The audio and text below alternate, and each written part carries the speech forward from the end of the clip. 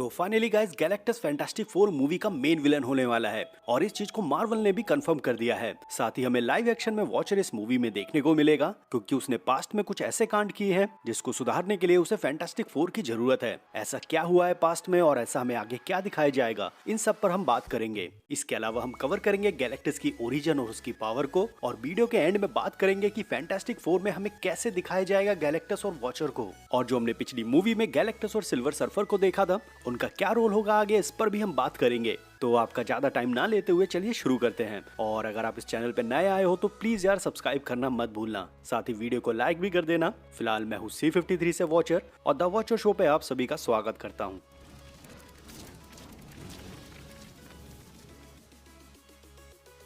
तो पहली बार गैलेक्टस को इंट्रोड्यूस करवाया मार्च 1966 में, और ये कॉमिक्स थी फैंटास्टिक फोर की कॉमिक इशू 48। और गैलेक्टर जैसे इस पावरफुल कैरेक्टर को क्रिएट किया है स्टैन ली और जैक कार्बी ने, और इन्होंने मार्वल की कई सारी पॉपुलर कॉमिक्स को भी लिखा है जिनमें से हमारी अवेंजर्स सीक्रेट्स वॉर भी है, और इन्हीं सब कॉमिक्स एडेप्टेशन से हमारा मार्वल सिनेमैटिक यूनिवर्स बना है। फिलहाल जब गैलेक्टस को क्रिएट किया जा रहा था तब जैक कार्बी ने बताया कि वो एक ऐसे कैरेक्टर को बनाना चाहते हैं जो ह्यूमन से भी ऊपर हो, और इसीलिए उन्होंने इसे ऐसा बनाया कि ये प्लेनेट को खाता है और इसकी भूख हमेशा प्लेनेट के लिए रहती है, और इसीलिए इसके ओरिजिन को भी एक यूनिक वे दिया गया। साथ ही वो इस कैरेक्टर के साथ कोई गैंगस्टर या ह्यूमन लाइफ नहीं जोड़ना चाहते थे, इसलिए उन्होंने सीधा मैथोलॉजी को चुना, जहाँ उन्होंने कई सारे गॉड्स के बारे में समझा ताकि वो एक कॉमिक के लिए एक गॉड दे पाए। सब कुछ समझने के बाद उन्होंने फाइनली मार्वल के गॉड गैलेक्टस को बना ही दिया। साथ ही उन्होंने देवदूत के कॉन्सेप्ट को भी इसमें जोड़ा, इसलिए हम गैलेक्टस के साथ सिल्वर सल्फर और बाकी हेराट को भी देख सकते हैं। और इसके बाद में मार्वल कॉमिक्स का पहला गॉड मिला गैलेक्टस। साथ ही इस कैरेक्टर में बहुत ज्यादा कॉम्प्लेक्सिटी भी है,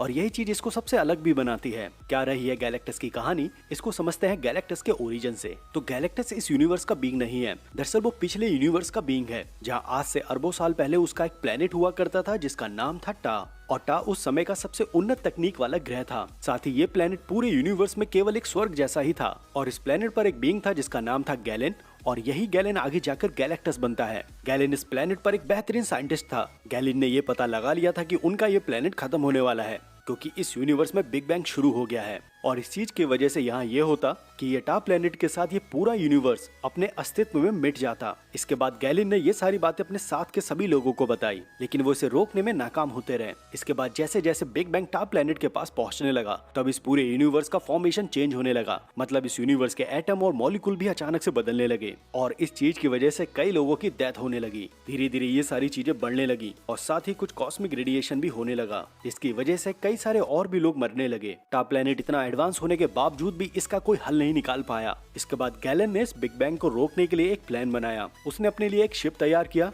और कुछ क्रू मेंबर रखे, और उसने प्लान बनाया कि वो इस शिप के साथ इस यूनिवर्स के सबसे बड़े सूरज में अपने शिप को ढकेल देगा, जिसकी वजह से वो खुद को तो सैक्रिफाइस करेगा, साथ ही वो अपने यूनिवर्स के साथ टा प्लेनेट को भी बचा लेगा। इसके बाद जब गैलन का शिप बिग बैंग के पास पहुंचा तब इस शिप में मौजूद सभी लोग मर गए सिवाय गैलन को छोड़कर, और इसी पॉइंट पर गैलन यूनिवर्स के सेंटियंस से भी जुड़ गया। और यहाँ पर यूनिवर्स ऑफ सेंटियंस वो है जो यूनिवर्स की भावनाएं हैं, मतलब एक तरह की कॉस्मिक एनर्जी है जो पूरे यूनिवर्स को एक इमोशंस वे में चलाती है। इसने गैलन को ये बताया कि हम दोनों को साथ में मरना होगा क्योंकि यूनिवर्स के खत्म होने के बाद कोई भी चीज जिंदा नहीं रहती, इसलिए ये एनर्जी गैलन के साथ जुड़ी रही ताकि अगला यूनिवर्स क्रिएट हो सके। साथ ही इसी पल इस एनर्जी ने गैलन को ये भी बताया कि जो अगला यूनिवर्स होगा उसमें सिर्फ तुम इकलौते होगे, तुम्हारे जैसा कोई भी नहीं होगा जिसके पास गैलेक्सी जैसी पावर होगी, और साथ ही एक भूख भी, और वो गैलेक्सी से भी अधिक होगा। वो गैलेक्सियों का हत्यारा होगा, वो होगा गैलेक्टस। तो ऐसे गैलन एक गैलेक्टस बना, और अभी इसका ओरिजिन बाकी है। तो इसके बाद जब ये नया यूनिवर्स बन गया तब इस यूनिवर्स के एक वॉचर की नजर जाती है गैलेक्टस के स्टार शिप पर। वो इस शिप के पास आता है और इस शिप से छेड़खानी करने लगता है, लेकिन यहाँ पर वॉचर को ये नहीं पता था कि यहाँ पर गैलन अपनी सोई हुई अवस्था में है, मतलब वो पिछली बार उस एनर्जी से जुड़ गया था और तब से वो अब तक सो ही रहा है। और यहाँ पर गैलन किसी ह्यूमन फॉर्म और शेप में नहीं है, बल्कि एक एनर्जी की तरह है जो लगातार सो रही है। फिलहाल जब वॉचर यहाँ पर आया तो उसने इस शिप से थोड़ी छेड़खानी करना शुरू कर दिया, और तुम सबको पता है कि वॉचर किसी भी इवेंट में छेड़खानी नहीं करता और ना ही किसी तरह का कोई भी इंटरफेयर। लेकिन यहाँ पर वॉचर को किसी तरह की कोई एनर्जी का आभास हुआ, और इस चीज को जानने के लिए वॉचर इस शिप में काफी चेंज करने लगा, और वॉचर के इसी इंटरफेयर से गैलन यहाँ पर जाग गया। जागने के बाद उसने कुछ ही पलों में अपनी पावर पे कंट्रोल करना और उसको यूज करना सीख लिया, और इसलिए उसने यहाँ पर इस शिप के कई सारे पार्ट्स को मिलाकर अपने लिए एक बॉडी आर्मर बनाया ताकि वो अपनी एनर्जी को रेगुलेट कर सके, क्योंकि इस समय गैलन के पास एक ऐसी कॉस्मिक एनर्जी थी जिसको रेगुलेट करना काफी जरूरी था। तो यहाँ पर गैलेक्टस ने अपनी इस बॉडी को तैयार किया। इन सब के बाद गैलेक्टस एक प्लेनेट के ऑर्बिट की तरफ बढ़ा और इस प्लेनेट का नाम था अर्कोविया। और यहीं पर गैलेक्टस ने पहली बार इस प्लेनेट को खाया। मतलब वो प्लेनेट को ऐसा नहीं खाता है। दरअसल गैलेक्टस प्लेनेट पे मौजूद हर एक चीज को, चाहे वो लाइफ एनर्जी हो या किसी तरह का कोई भी मेटल या फिर कुछ भी, इन सभी चीजों को एक कॉस्मिक एनर्जी में बदलकर उनको एब्जॉर्ब कर लेता है। और यहाँ पर जब गैलेक्टस ने पहली बार अर्कोविया को खाया तब उसको पता चला कि उसकी भूख प्लेनेट खाने से मिटती है। फिलहाल यहाँ पर गैलेक्टस को ये पता चल जाता है कि वो एक तरह का डिस्ट्रक्शन है। साथ ही उसको ये भी पता चलता है कि वो पावर ऑफ क्रिएशन भी है। इसलिए वो यहाँ पर टा प्लेनेट की याद में अपने लिए टा-2 प्लेनेट को बनाता है। दरअसल ये टा-2 एक तरह का शिप है, कोई प्लेनेट नहीं है, लेकिन यहाँ पर टा-2 पर वही एनर्जी है जो गैलेक्टस के अंदर मौजूद है। साथ ही गैलेक्टस इस टा-2 को कहीं पर भी कैसे भी बुला सकता है, जैसे थॉर अपने म्यूनिर को बुलाता है वैसे ही। तो भाइयों और उनकी बहनों, हमने देखा कि गैलेक्टस का ओरिजिन कितना ज्यादा पेचीदा था, जहां उसने अपने पहले प्लेनेट टा की याद में टा-2 को बना दिया। सही है, यहाँ पर गैलेक्टस टा प्लेनेट से था। अगर यहाँ पर वो झा प्लेनेट से होता तो अब वो झा प्लेनेट से होता।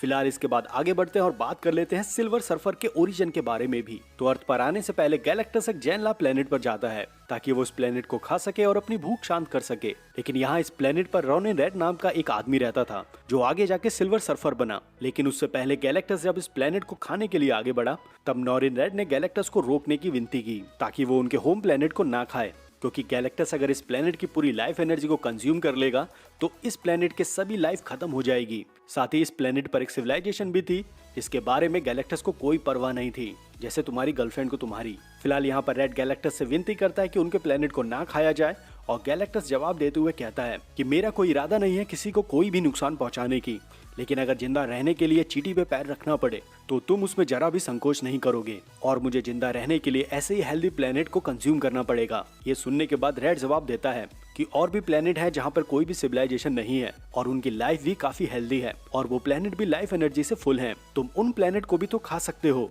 और ये सुनने के बाद गैलेक्टस कहता है कि मेरे पास ऐसी दुनिया ढूंढने का बिल्कुल भी समय नहीं है और मैं कोई भी नियम को पालन नहीं करता और मेरे पास कोई हेराल्ड भी नहीं है जो मेरे लिए इन प्लेनेट को ढूंढे। और ये सुनने के बाद रेड बोलता है कि मैं तुम्हारा हेराल्ड बनूंगा, बस उसके बदले में तुम्हें ये प्लेनेट छोड़ना पड़ेगा। साथ ही मैं तुम्हारे लिए इस इन्फिनाइट यूनिवर्स में वो प्लेनेट ढूंढूंगा जो तुम्हारे लिए सर्वश्रेष्ठ है, बस तुम इस प्लेनेट और मेरे लोगों को छोड़ दो। ये सुनने के बाद गैलेक्टस फिर से रेड से कहता है तुम सोच लो तुम मुझे क्या ऑफर कर रहे हो, क्योंकि जो मेरा हेराल्ड बनता है वो हमेशा के लिए मेरा ही गुलाम बना रहता है। और इसका जवाब देते हुए फिल्मी अंदाज में रेड गैलेक्टस से कहता है जो मेरी नीति होगी मैं उसको स्वीकार करता हूँ। और इसके बाद गैलेक्टस अंडमंड का बर्गर लौंडा बन जाए सिल्वर सर्फर बोलकर रेड को सिल्वर सर्फर में बदल देता है। इसके बाद अपना लौंडा रेड सिल्वर सर्फर बन चुका है और वो गैलेक्टस के लिए प्लेनेट ढूंढता है और वो पहुंचता है अर्थ के पास, जहाँ सिल्वर सर्फर की मुलाकात होती है द थिंग से। और इन दोनों के बीच में फाइट होने के बाद यहाँ पर वॉचर भी पहुंच जाता है और तब यहाँ पे वॉचर फैंटास्टिक फोर को बताता है कि गैलेक्टस आने वाला है और वो प्लेनेट की लाइफ एनर्जी को खाता है और ये जो सिल्वर सर्फर है ये उसी का दूत है। इसके बाद हम इशू 49 में देखते हैं कि सिल्वर सर्फर जो अनकॉन्शियस हो गया था द थिंग से फाइट करते हुए, उस पर अलीशा नजर रखी हुई है और यहाँ पे अलीशा द थिंग की गर्लफ्रेंड है जो ब्लाइंड होती है। और यहाँ पर अलीशा सिल्वर सर्फर से कहती है कि वो उसके प्लेनेट को बचाने में उसकी मदद करे और वहीं दूसरी तरफ वॉचर ह्यूमन टॉर्च को टा-2 पे भेज देता है और इस प्लेनेट पे होता है अल्टीमेट नेलिफायर, मार्वल कॉमिक्स की सबसे पावरफुल वेपन में से एक। और इसके बाद जब ये अल्टीमेट नेलिफायर मिस्टर फैंटास्टिक के पास पहुंच जाता है तब वो गैलेक्टस को धमकी देते हैं कि वो इस प्लेनेट को छोड़ दे वरना वो उसका यूज करते हुए गैलेक्टस को खत्म कर देंगे। और गैलेक्टस मिस्टर फैंटास्टिक से रिप्लाई करते हुए कहता है कि वो इस वेपन को नीचे रख दे वरना वो गलती से इस पूरे गैलेक्सी को उड़ा देगा। और गैलेक्टस वॉचर से ये भी कहता है कि वो उस अल्टीमेट नेलिफायर को उसको वापस कर दे और मैं इस प्लेनेट को कोई भी नुकसान नहीं पहुंचाऊंगा।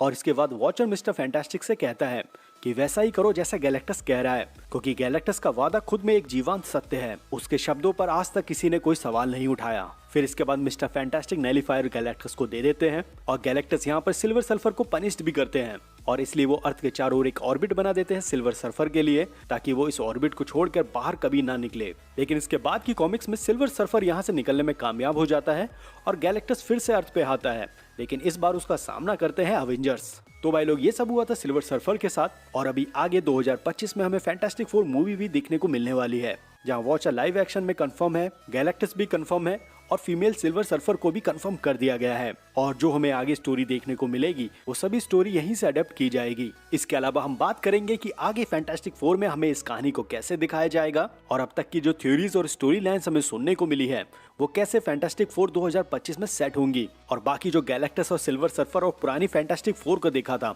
उन सब का आगे क्या रोल होगा, उसके लिए मैं अलग से एक फुल पावर वीडियो बनाऊंगा। लेकिन उससे पहले मुझे इस वीडियो पर 2K लाइक्स चाहिए। और हाँ, अगर आपने यहाँ तक देखा हो तो प्लीज यार चैनल को सब्सक्राइब करना मत भूलना, क्योंकि मैं इस चैनल पर केवल मार्वल कंटेंट को ही अपलोड करता हूँ। आप लोगों के सपोर्ट से ये चैनल काफी जल्दी ग्रो हो सकता है, तो प्लीज यार सब्सक्राइब कर देना। फिलहाल मैं मिलता हूँ आपको अगली वीडियो में, तब तक आप अपना ध्यान रखो, मजे लो, लव यू एंड बाय।